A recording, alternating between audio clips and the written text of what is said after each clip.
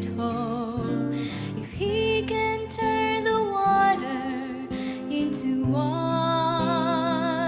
if He can raise the dead, calm the sea, give sight to the blind, it's such an easy thing to make a darkened life and make it shine. Jesus can do it all for you. He knows everything you need. He knows just what to do. You should have seen the way I was before I live in truth. If you did all this for me, I know that He can do it all for you. Life was just a game for me to play, on and on, a puzzle with 1,000 pieces gone. And every time I thought a picture fit, I found out I was wrong. My life was incomplete, 'cause Jesus had the pieces all along. Jesus can do it all for you. He knows everything you need. He knows just what to do. You should have seen the way I was before I live in truth. If He did all this for me, I know that He can do it all for you. Jesus can do it all for you. He knows everything you need. He knows just what to do. You should have seen the way I was before I live in truth. If He did all this for me, I know that He can do it all for you. If He did all this for me, I know that He can do it all for you.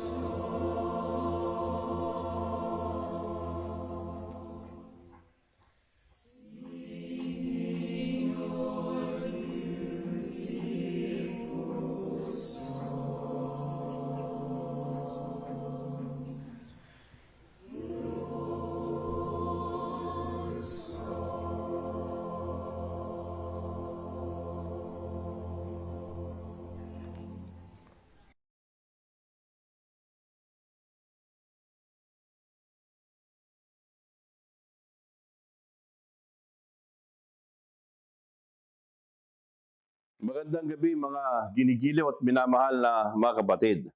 Ito na ang huling gabi natin sa ating pag-aaral doon sa series na Feasting on the Banquet of Love.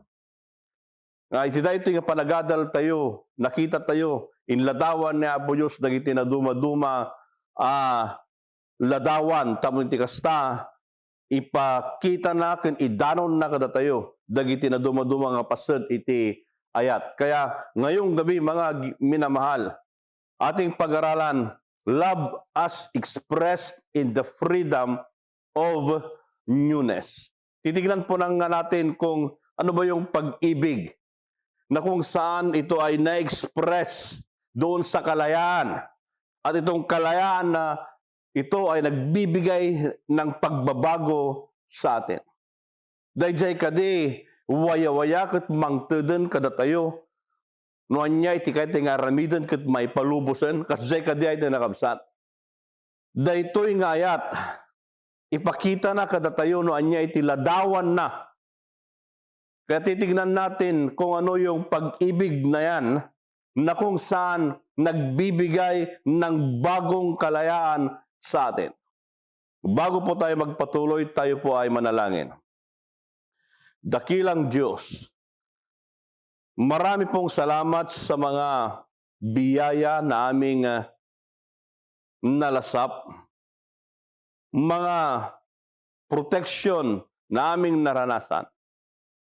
Ngayong gabi, aming pong pag-aralan, iti maysa anapateg nga adal manen, nga iso iti mangipakita kada kami, nuan niya iti kay papanan, iti ayat, amang ted iti waya-waya. Marami pong salamat sa pagdinig sa aming panalangin sa pangalan ni Jesus. Amen. Pag tinitignan nyo, mga minamahal kapatid, itong mga iba't ibang larawan ng pag-ibig na ating nakita itong 10 araw nating pag-aaral. Ito ay nagpapakita sa atin kung ano ng klase ng pag-ibig na yan na ipinakita sa atin ng ating Panginoon. So nga daytoy nga rabi iten nga kakabsat, kitaan tayo, iti may isang ladawan, iti langa, iti ayat. Umuno na ay nakabsat, newness in dying. Panakapabaro, babaan, iti papatay. Paano mangyari po yan? Yung pagiging pagbabago sa pamamagitan ng pagkamatay. Ito po ang sabi sa John 12 verse 24. Most assuredly, I say to you, unless a grain of wheat falls into the ground and dies, it remains alone. But if it dies, it produces much grain. No, kita nyo ay nalakabsat. Anya di ko na di jay. No, iti may sa nga bukal, iti trigo, kitma kita niya, matay. Yan ay naglalarawan ng isang butil na yan ay nahulog doon sa lupa na ibaon.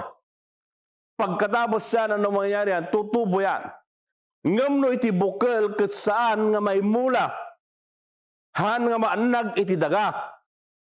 Nandun lang yung buto. Tutubo ba yan? Magkakaroon ba ng bunga? Marahil mga minamahal kapatid, hindi. Ngamno iti bukal ket may mula iti nakabsat. Iti proseso. Ang unang mangyayari diyan, yung buto ay maililibing. Pagkatapos na mailibing yung buto at may tanim yan, on the process of nature, tutubo yan. Ket intunukwan na ito nakabsat, kalpasan nga grusing dumakkel, anya di mapasamak, magkakaroon ng maraming bunga. Kaya pagtitignan natin, mga minamahal kapatid, Jesus was the single seed whose death brought forth abundant fruits. Babaan na ito nakabsat dayjay ipapatay ni Kristo. Nailibing siya. At doon sa kanyang pagkabuhay muli, anong nangyari doon? Nagkaroon ng maraming bunga, mayroong kaligtasan. At dahil na nakabsat, itipan na kay salakan, babaen kay Jesucristo. Kaya nga, tinatawag tayo muli, mga minamahal na kapatid, para magkaroon ng bagong buhay sa atin. We need to die to self. Kasapulan na itinakabsat nga matay tayo. Dahil kinasya sino tayo, yun ang dapat mamatay. Tapay ay itinakabsat. Bakit? Ito ay naglalarawan doon sa pagkalibing ni Jesucristo. Na pag iyong sarili natin, the self will die. Ano po ang mangyayari? Ang mangyayari po dan ay to live for Christ. Pag namatay po yung ating sarili, yung naghahari po sa atin, ket agbyag ni Kristo kada tayo. No saan nga matay ay nagabsat, itibagi tayo. Haan nga agbyag ni Kristo. Kaya kinakailangan na mamatay yung ating sarili upang sa ganon ay mabuhay si Kristo sa atin at mahubog yung bagong pagkatao sa atin. That's why there is newness in dying. Mga minamahal na kapatid, the burial place becomes the scene of a wonderful resurrection. Kaya nga, yung burial place na yan, yung sarili natin, yun ang malibing. At yung ililibing na yon, doon din magkakaroon ng bagong buhay, bagong pagkatao, at ang mabubuhay na ay si Kristo. That's the newness in dying. Pangalawa, mga minamahal na kapatid, newness in crucifying the old man. Pannakapabaro, babaen iti pannakailansa, iti daan a kinatao. Ito po ang sabi sa Romans 6:6. Knowing this, that our old man was crucified with him, that the body of sin might be done away with, that we should no longer be slaves of sin. Mga minamahal na kapatid, pagpansinin po natin yung text, anong sabi doon? Our old man was crucified. Dahil daan nga kinatao tayo na ilansa. Bakit mga minamahal na kapatid? Taday to'y bagi ama nagbasol kung nanay dalagabsat, kaya niya, mawaya-wayaan. Katsanan, we should be no longer slave of sin. Saan tayon nga tagabo iti basol? Pag yung lumang pagkatao, pag yan ay napako, mga minamahal na kapatid, ang sabi mo ng text natin ay ano, hindi na tayo isang alipin ng kasalanan. Kaya anong gagawin natin, mga kapatid? The crucifixion of the old self.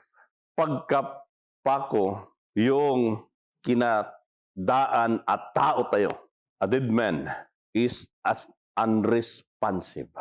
Mga minamahal na kapatid, yung taong namatay, anuman ang gawin mo dyan, sigawan mo man, itulak mo man, mayroon ba bang pakiramdam? No. Unresponsive. Awanan na ito nakabsat, itikaririk nana. Yun yung sinasabi. To crucify self is like a dead man. Unresponsive.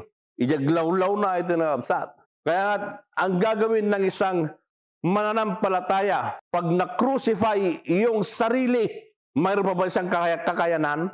Wala, mga minamahal na kapatid. Kaya nga, newness will come when the old man in us will be crucified. Yung salita po doon na done away, doon po sa text po natin, ang sabi doon ay done away with. Sa Grego po yan ay katakargeo. Ang ibig sabihin ay to make ineffective or powerless. The old nature, the old self, the old man, Pag yan po ay napako, awanan itigaway na. Wala nang kakayahan, mga minamahal na kapatid. Kaya nga napako. Kaya ang sabi ni Pablo sa atin, the old man should be crucified para the newness, yung bagong pagkatao ay lalabas po sa atin. At hindi po tayo maging slave ng kasalanan. Pangatlo po, the third one is newness and putting off the old self. Ito po ang sabi sa Colossians 3 verse 9. Do not lie to one another, since you have put off the old man with his deeds, and have put on the new man, who is renewed in knowledge and according to the image of him who created him. Itong text po na ito ay sinasabing there is the put off and the put on. Ada di oksuban, kanda jay isuot. Meron po yung tinatanggal at yung idinadamit.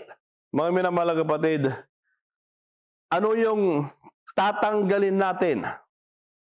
Ang sabi po doon ay yung old cloth, the old man. The old man is like a grave clothes. Dayjay bado iti maysa nga natay. Dayjay kakabsat iti may kat kada tayo. Tanuin tunoy kawus tayo dayjay agnanayon nga group sa tayo.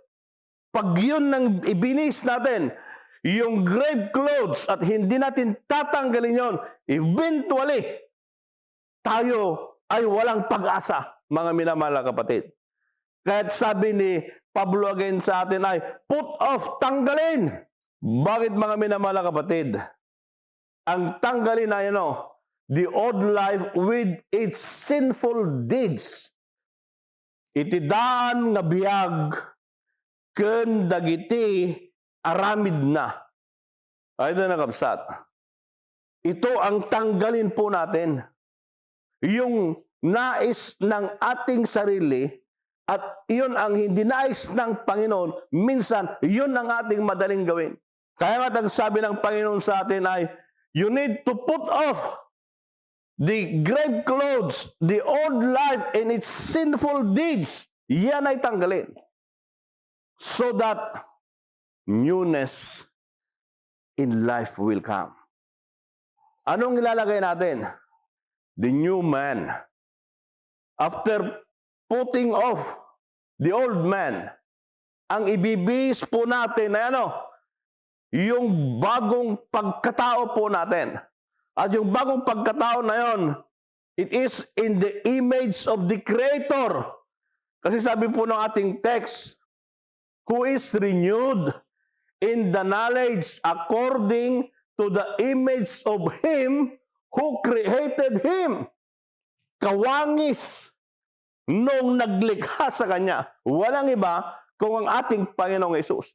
Kaya nga mga minamahal na kapatid, pag tinanggal po natin yung lumang damit, ibihis natin yung bagong damit, the old self will be gone, the new man will come in, and that new man is like the image of our Lord Jesus Christ. Yan po yung new man na ibibihis po natin.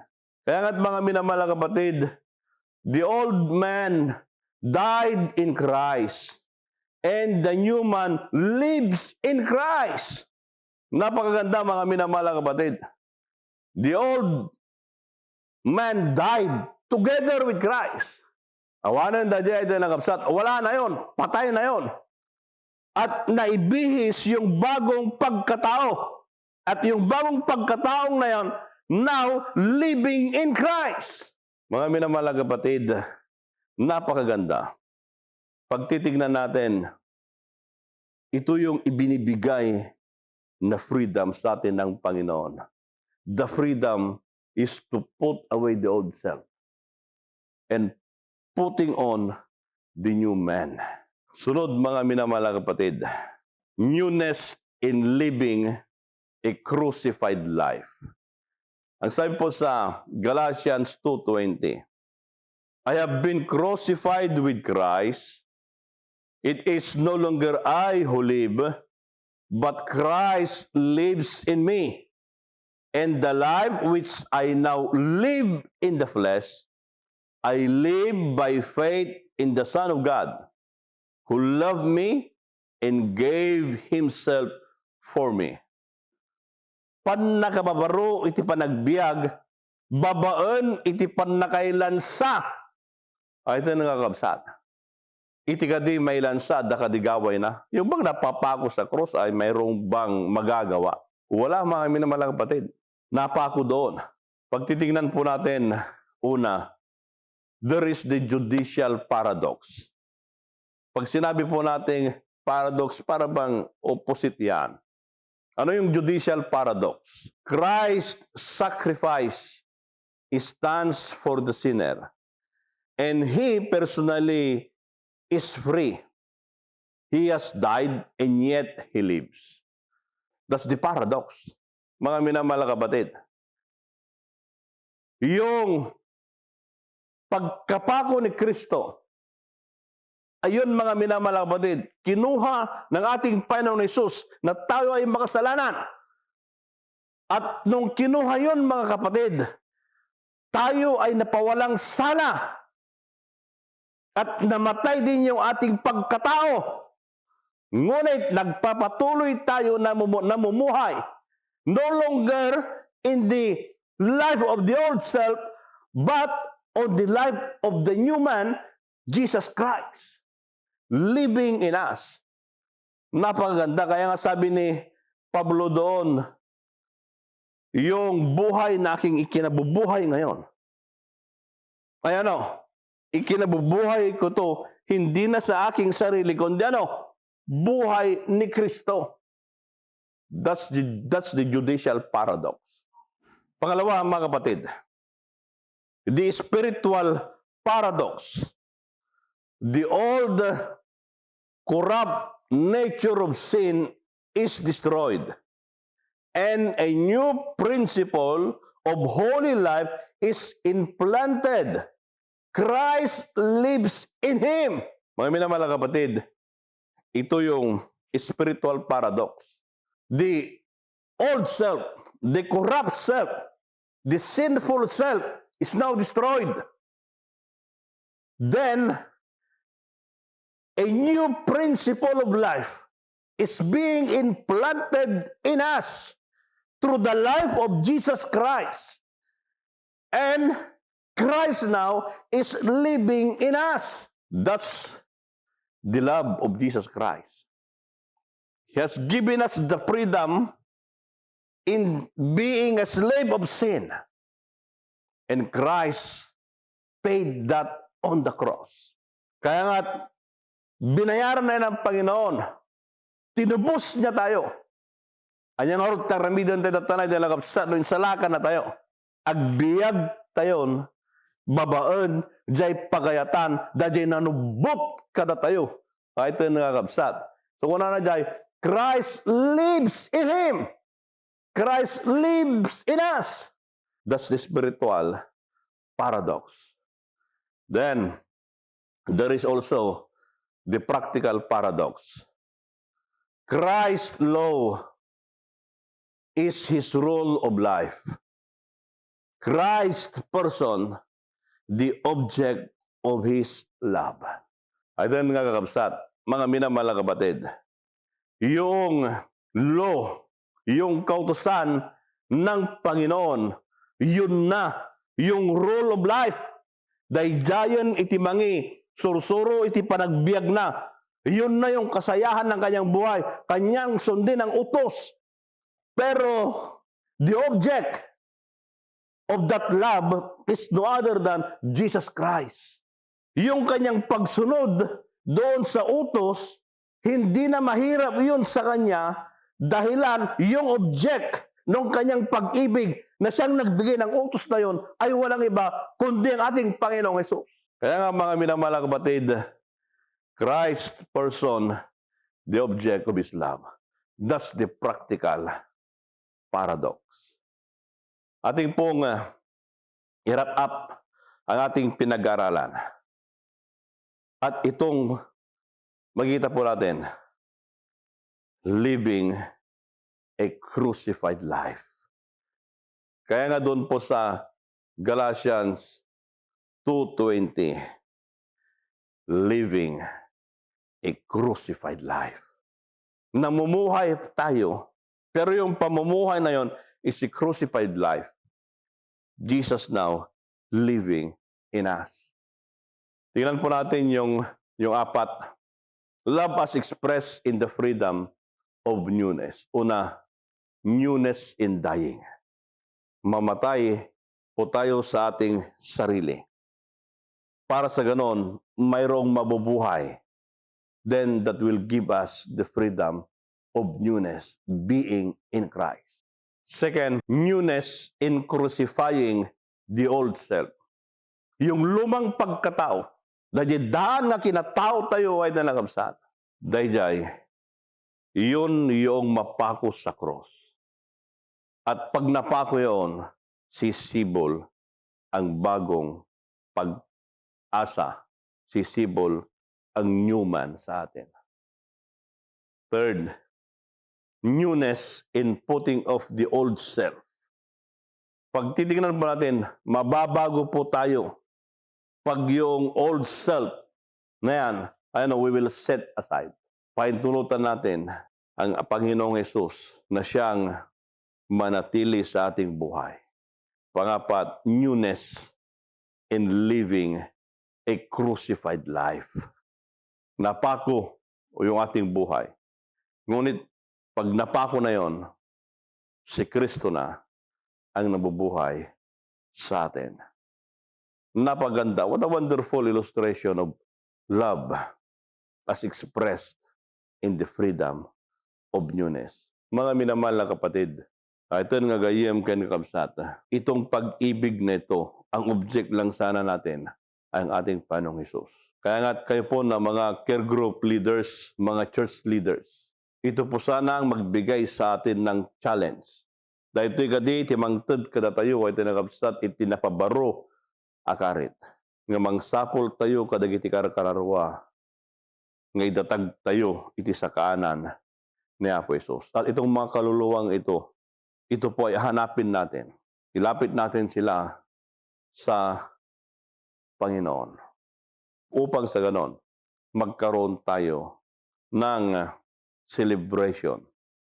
Lalo na po mga minamahal na kapatid, at the end of the quarter, the last Sabbath of this quarter, magkakaroon po ulit tayo ng mass baptism.